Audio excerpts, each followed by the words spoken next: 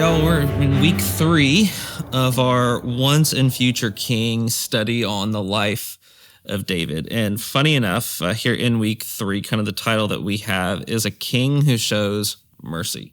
And unfortunately for David, that is not talking about Saul right. in this moment, because as David has defeated Goliath, kind of his everyday life and responsibilities are starting to change, right? Not only is his ability to be able to lead the Israelite army increasing, but his popularity among the people is increasing as well. And for Saul, that becomes a major issue. And I think for all of us, we can understand that, you know, the jealousy and being angry and feeling like you're the king, and yet there's this other one that has been almost fighting your battles for you is taking over, right?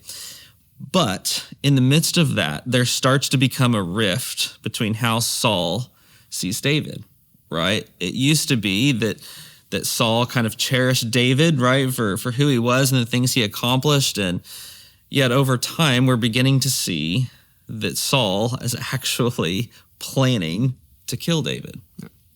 And so why do we see Saul transition in that way?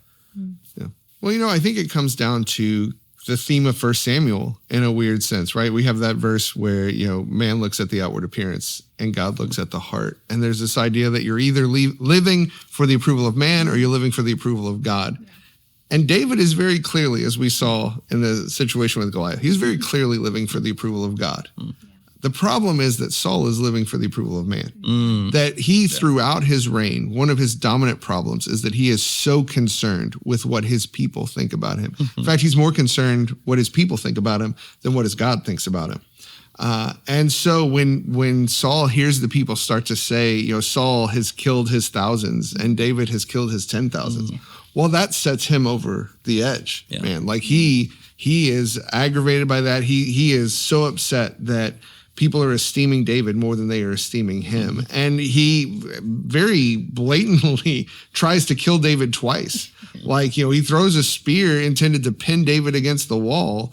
And, you know, David is like, okay, the first time. And then the second time is like, well, maybe I should get out of here. Yeah. Which, you know, makes sense. I think I might give you one chance to kill me. And then the second time I would be like, I got to go. Yeah. Fair enough. Yeah, exactly. I kind of think this was my joke as I was thinking through the story is like, David's probably thinking, why is Saul so obsessed with me? You know, and because Saul gets so jealous of him. Like, and I think Saul forgets he is literally the king right now.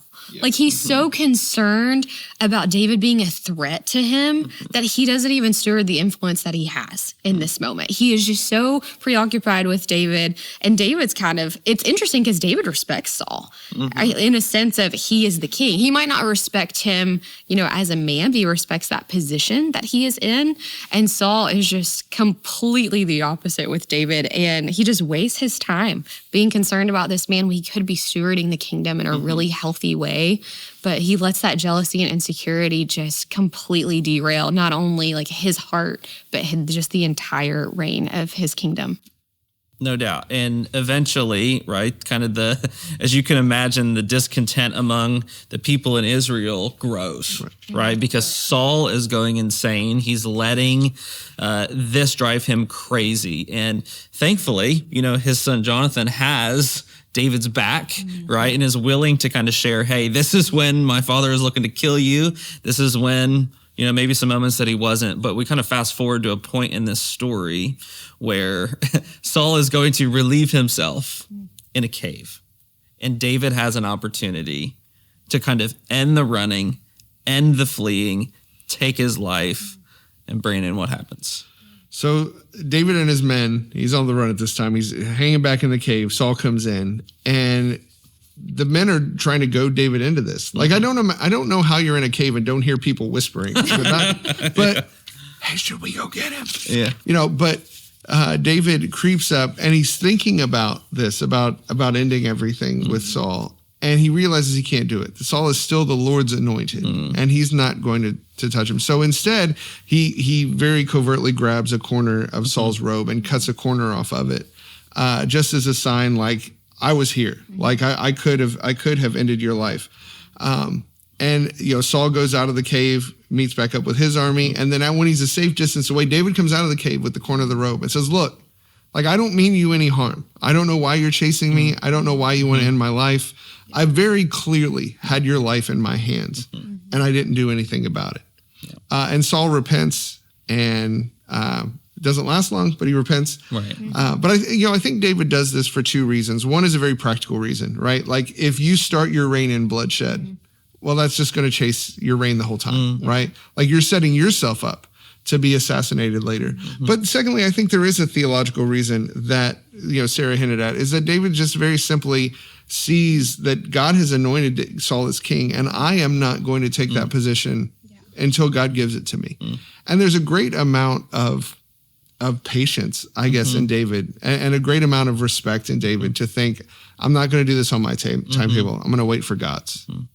So Sarah, one of the things you had mentioned before that Brandon just hinted on was that, like, even in the midst of all of this, and despite Saul's insecurities about David, David still had great respect for Saul, right? And a lot of times, I think, correct me if I'm wrong, I think a few times in Scripture in these passages, David's even saying like, hey, like, who am I to do something to the Lord's anointed? And yet he still, David is anointed as well, right? And so that's interesting. So what do you learn about David's heart and character in the midst of all of that? Yeah, I mean, you can argue that if David killed Saul, people would see that as justice because Saul was chasing him. He had tried to kill him twice, all of these things, and Saul hates him. And, to be fair, the throne is rightfully David's, right? Like both of them have been anointed, but David has been anointed by God.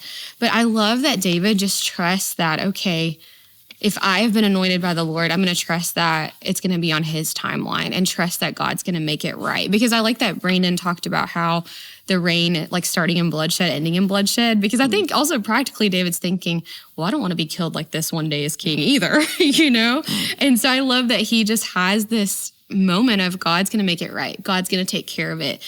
And I think so many times we want to take those matters into our own hands and try to manipulate the situation. And I see that as an opportunity that David had and he didn't take it.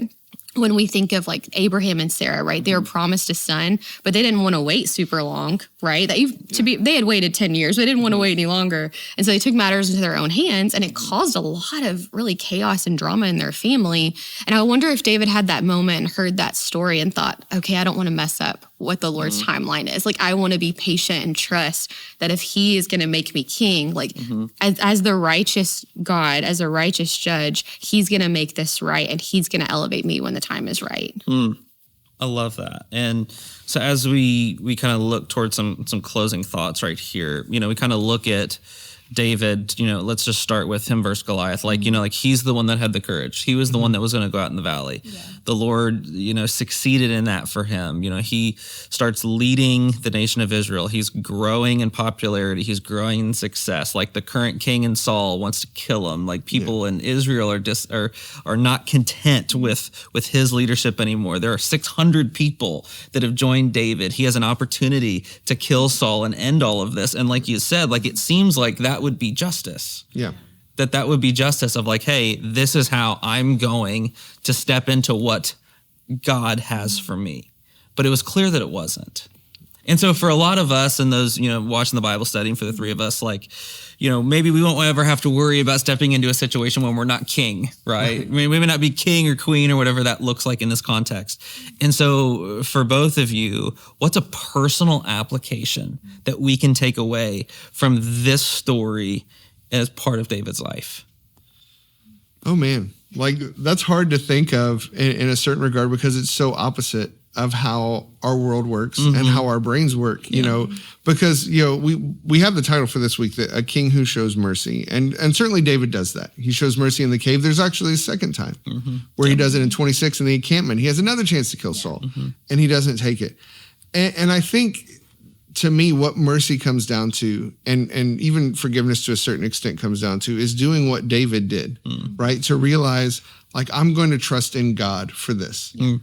So often when we are selfish, so often when we refuse to show mercy, it's because we're trying to elevate ourselves, right? We're trying to get what we deserve. We're trying to get what we think is right. And I see that in my own life. Sure. Like, oh, I shouldn't have to do this, or I shouldn't have to be this, or whatever. But it's what David is doing here is he's saying, I mean, he certainly could have said, I don't have to be on the run. I'm practically a fugitive going through the world. I don't have to do this. I am the Lord's anointed. But he trusts in God in that moment to say, no. Like, I'm not going to elevate myself. I'm not going to put myself on a pedestal. I am going to trust that when the timing is right, God is going to give me what he's already promised me. And I think so often, I mean, I can look back over my life and kind of, Sarah, what you're talking about with Abraham and Sarah, is the times I've gotten myself most in trouble is when I've tried to seize something for myself rather than waiting for God to give it to me. And I think that's a good word for all of us, is to, you know, trust in the Lord's timing, trust in the Lord's character, because he'll come through. It's good. Yeah, that was the thing that really stood out to me too, Brandon, you know, of just David's heart of just trusting God, even when he had every right to take matters into his own hands. And, you know, that's so common in all of our lives. There's all things that we want to try to manipulate or rush ahead of or try to take for ourselves. And I just think, you know, God shows us great mercy and not giving us what we do deserve. So why should we not extend that same mercy to people who have wronged us? And it's a hard concept, right? Like, we have talked about this a lot over the last couple of years, just even within the life of our church, of what does forgiveness look like? Like, how can I really extend mercy to people who have wronged me? But David just shows us, man, just trust in God's timing and trust the God who's going to make everything right.